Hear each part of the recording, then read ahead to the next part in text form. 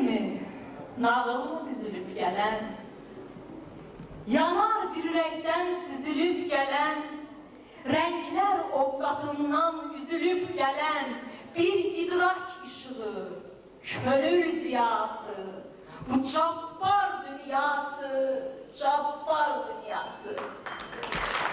Turnalar dereden ötüpmüş deme, Araz kenarına yetipmiş deme, cabbarın evinde bitipmiş deme, yanarı kallanan dağlar lalası. Bu cabbar dünyası, cabbar dünyası. Bu adi fırçanın qüdrətinə bax, fəhminə, sözünə, söhbətinə bax, cilvəli rənglərin hikmətinə bax, çinlənir ruhların qərib rüyası. İlahi, ilahi neymiş cabbar dünyası? Şah dağdan boy atır güneş torpağa, qırçınlı göy sular dönür çırağa, ikkel dalgalar qalxır ayağa, kükrüyür kətanda göyçə dəryası. Hikmətdir, heyrətdir cabbar dünyası.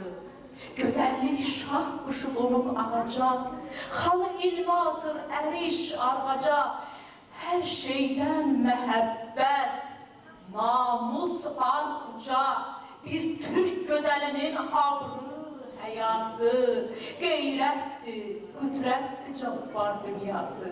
Bu canlı tablolar, mavi düzgülər, şəlalə kəməndlər, çəmən güzgülər, həzin mənzərələr, kövrək cizgilər, yerin 7 qatı göyün xülyası, ilahi qüdrətdir cabbar dünyası.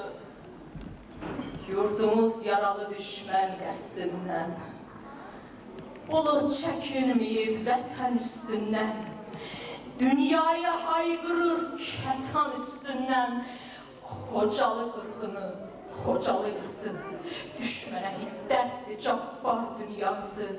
Bu meşə talası bir yanda əlik, dağda qartal dinir, təpədə kətlik, ağrı dağ qürurlu, ələyəzləlik. Nədir bu hikmətin əsl mənası? Mehri məhəbbətdir cabbar dünyası. Təbiət sevdalı, elah həvəsli, Ələsgər duyumlu, Füzuli səsli, Mirzə Qədim ünlü, Səttar nəfəsli, haqqın peşkeşidir halal bayası. Bu cabbar dünyası, cabbar dünyası. Zəngi hardan gəlir, hara yağır, Çənlibə üstündən yıldırım çaxır. Elə bil tarixdən süpürülüb çıxır qırmızı təpədə şahın qalası. Böyük müəmmalı cabbar dünyası.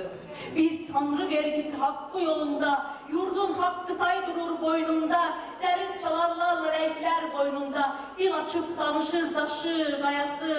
Ülfətdir, vəhdətdir cabbar dünyası. Hər sənət əsəri urvatlı sərvər, bir cimdik boyada min dürlü hikmət. Vallah möcüzədir, vallah möcüzədir, heyrətdir, heyrət. Ulu sənətkarın əlvan boyası, ilahi qüdrətli cabbar dünyası. Canda zəngi basar, İravan yaşar, Visasa üstan hak divan yaşar, Didərgin bir rəssam, bir qurban yaşar. Təbriz mi,